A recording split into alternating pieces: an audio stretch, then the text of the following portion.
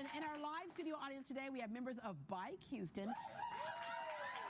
Okay, so how many of you actually rode your bike to the studio today?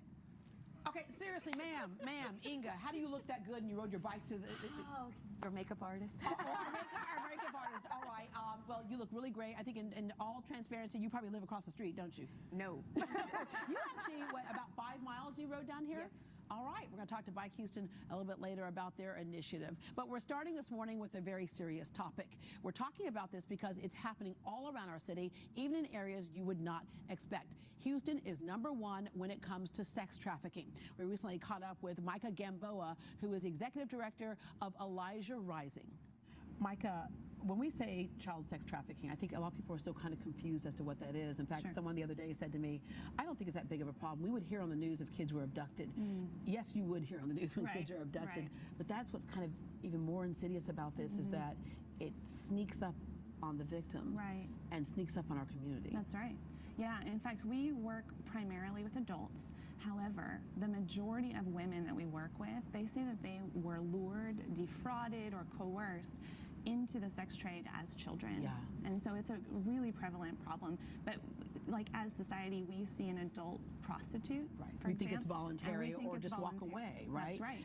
Can't walk away for all kinds of reasons. There's definitely the psychological, emotional impact. But I remember a young lady who had been sex trafficked who said to me, I said, you know, you were abducted that morning, raped, and you were on the track that night. Right. There was a convenience store across the street, so people were wondering, why didn't you just go to the store and say, I was the abducted girl? Right. And she said, because of what they had done to me, one, she goes, but two, they had my parents' address. That's and they told me they were going to kill my family. That's absolutely right. We hear that over and over and over, that it's not just physical bondage that keeps these women enslaved. It's emotional, it's psychological. And if you had my child, which has happened multiple times to the women that we've served, I would do anything you told me to do. Yeah, absolutely. All right. Who is exploited?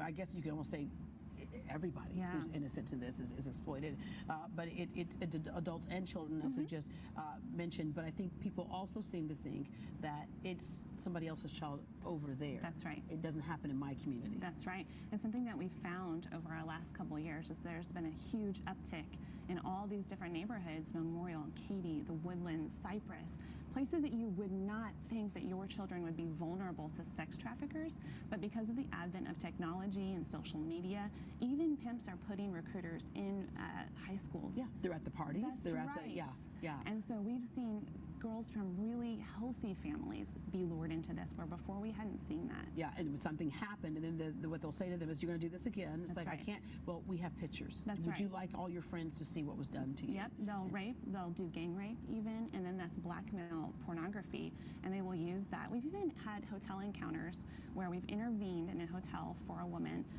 who was 18 years old. She was still in high school, and she was being pimped out by her uncle, and she said, no, I can't. I have to go to my AP English test in the morning. Wow. I mean, can you imagine? Wow. And so we think as a society, okay, well, if somebody's being sex trafficked, that is 100% of her world. But that's not all the time. That's not all the case. Sometimes it's 20%. For sex. Yeah, that's her whole life. But sometimes she's in school.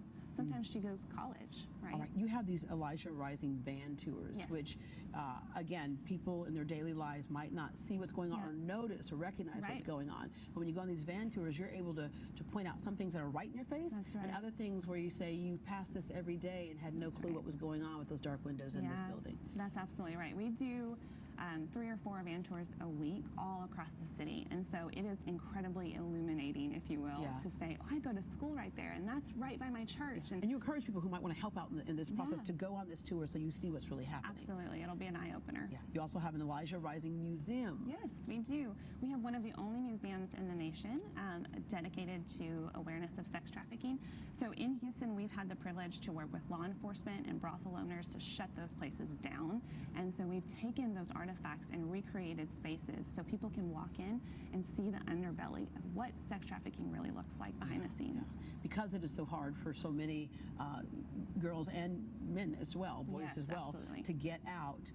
you have an intervention process. We do. What does that look like? So we open our doors to the community. Any volunteer can come, whether you're skilled or not. We will pair them up with a skilled leader who will brief them, train them, and then we deploy them all across the city again. So we do this multiple times a month, and we intervene. If you were being sold in a brothel, we would be there with a rescue number and a tangible way of escape in the moment where you're being exploited. Yeah, and also people just to learn what to look for. I remember a woman saying that she got in an elevator at a hotel, and she saw 3 girls that looked like they weren't related. Right. But if you have 3 young girls around 16, 10, and I think 12 is what the ages were, you're going to be on your phone or you're going to be chatting it up because you should be on vacation or something, right? That's why you're there, this nice hotel. Right. And something just kind of didn't sit right with her. And she got off on their same floor. The older girl, looked to be about 16, went to one room. The 2 other girls went to another room. Wow. She went down and got security, came up. Sure enough, it was the 10-year-old's first time, 12-year-old's third time. Wow. And so had that woman not acted on her intuition, that's right, there would have been no intervention. All right. So even when there is intervention and we say you're rescued, you're going to be okay now. Right. It's not that easy. With that psychological emotional impact, it's not that easy. A lot of restorative work needs to be done. That's right. You help facilitate that as well. Yes, we do. We are opening a facility called Kendleton Farms to do just that. And we'll be opening up 8 beds in the spring for adult survivors. Now, our goal at Kendleton Farms is to have a holistic wraparound services that covers like her mental health, emotional, physical, medical care. Because there were times when they'll go back to it. That's right. And people say, how could you possibly go back? And I remember one girl, she said, well, when I got rescued and I went back to high school, I felt like trash. Yeah. And I didn't feel like I belonged. Yeah. Because I belonged there. There's tons of shame, and it's the same reason why do women go back to their abusers? Because they're trauma bonded with their perpetrators. Yeah. The women in prostitution have almost 70% of them have PTSD levels that are equal to or higher than combat veterans or rape survivors. And so we're dealing with an entire population that's been very traumatized. So all of us can do something to stop this. Obviously support the organizations that are doing the work on the front lines. You can donate, you can volunteer, you can be an advocate. You have your gala that's on October 3rd, which I'll be there. That is sold out, thankfully, but there are other opportunities for people to just, you can just downright give for one. But also you have other events that come up where they can learn more. That's right. So van tours are a great way. Come to our museum. It's always open and free to the public.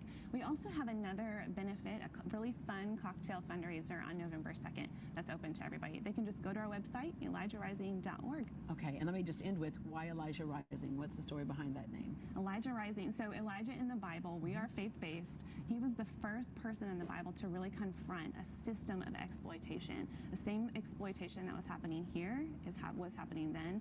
And so he raised up the outcry, and also he raised up a company of people behind him to push against that injustice. Yeah, amen. Yeah. Thank you very much for the work you all do. Thank you for having me.